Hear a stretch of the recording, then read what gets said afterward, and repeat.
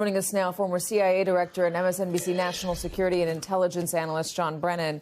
It's really good to have you. I do want to focus on the international component here and the intelligence sharing among our allies. We've heard publicly from the Labour opposition in the UK. We've heard publicly from the Canadian Prime Minister expressing concern about this. We're also reading in Haaretz from a former senior Mossad official saying that this is just plain dumb, and they're worried about sharing intelligence or even getting intelligence from the U.S. right now. If you were the CIA director in an instance like this, what conversations would you be having with your counterparts overseas? Well, I'd be expecting calls from my counterparts overseas complaining about what happened. Because anytime there's an inadvertent leak, much less this egregious violation of the rules, I would hear from, my foreign counterparts, the ones that we work with very closely, the ones that share their most sensitive intelligence with us so that we can operationalize it on behalf of our common interests. So, I think there's really increasing concern and further undermining of confidence that this administration will handle sensitive intelligence appropriately. And it's not just on the intelligence front, because as we know, many times with U.S. is involved in military operations, we have some of our partners and allies participating in that, whether it's the Brits or the Europeans.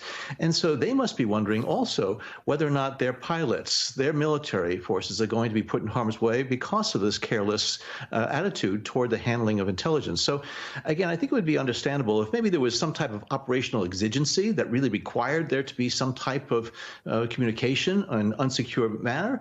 But this was, a discussion that went on for a while, and it's taking place while the planes were getting ready to launch, while they were in the air, the missiles and other things. So it just raises so many questions in the minds, not just of the U.S. service members and intelligence community, but our foreign partners. Yeah, and Pete Hegseth said OPSEC clean at the end of it, as in operational security is clean, it's clear.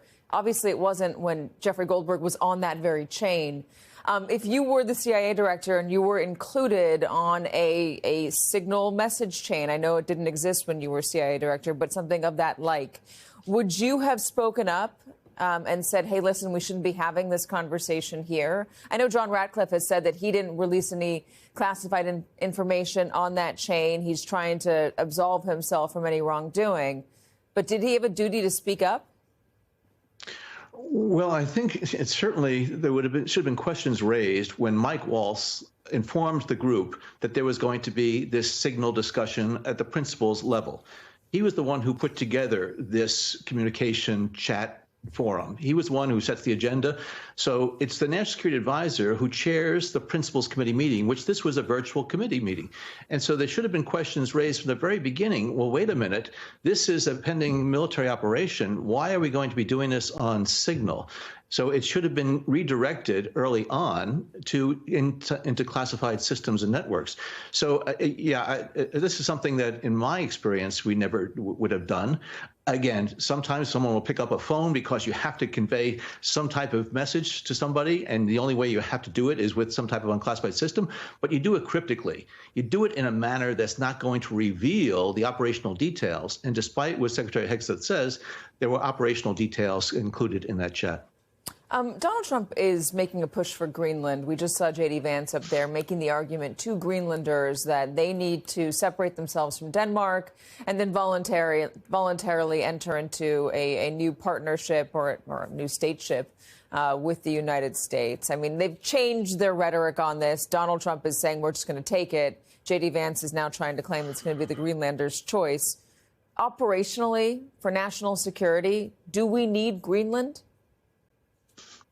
I find this whole episode shameful in terms of the way we talk about Greenland and Denmark. First of all, Denmark is one of our closest NATO allies. I worked very closely with the Danes on security and intelligence matters over the years. The Danes deployed 18,000 troops to Afghanistan after 9/11 because the United States was attacked. They were one of the founding members of the coalition, the air coalition, that destroyed ISIS in Syria and Iraq. The Danes are such strong partners, and they're NATO partners. And so why could we not have a very close discussion with the Danes about what we can do together, along with our NATO partners, to ensure that Greenland's rare earth minerals and Greenland itself is going to be protected from any type of encroachment from China and Russia?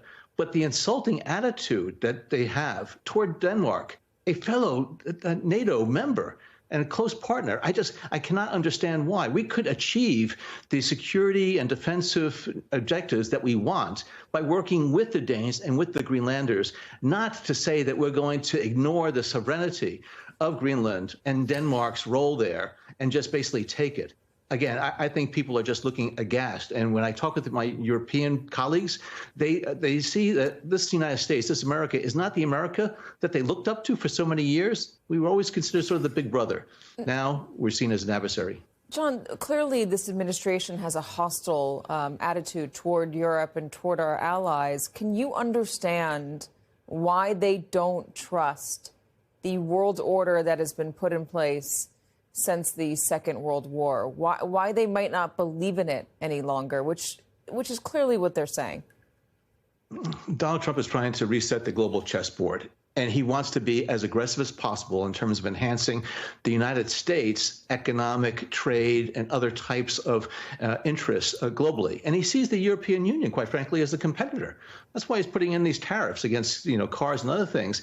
He doesn't believe that we should, in fact, rely or continue to enhance these international relationships and partnerships that really are at the foundation of U.S. prosperity and national security. We can't go it alone. But the MAGA attitude about America first, where we're decoupling from the closest partners and allies, it just makes no sense. And so therefore, the types of things that Donald Trump and his administration are doing are undercutting our collective defense, our collective security, and our collective prosperity. And I think it's going to, be harmful, in the not too immediate future in terms of how it's going to backlash against us. Are you worried about American safety? Physically, yes. Physically at home right now?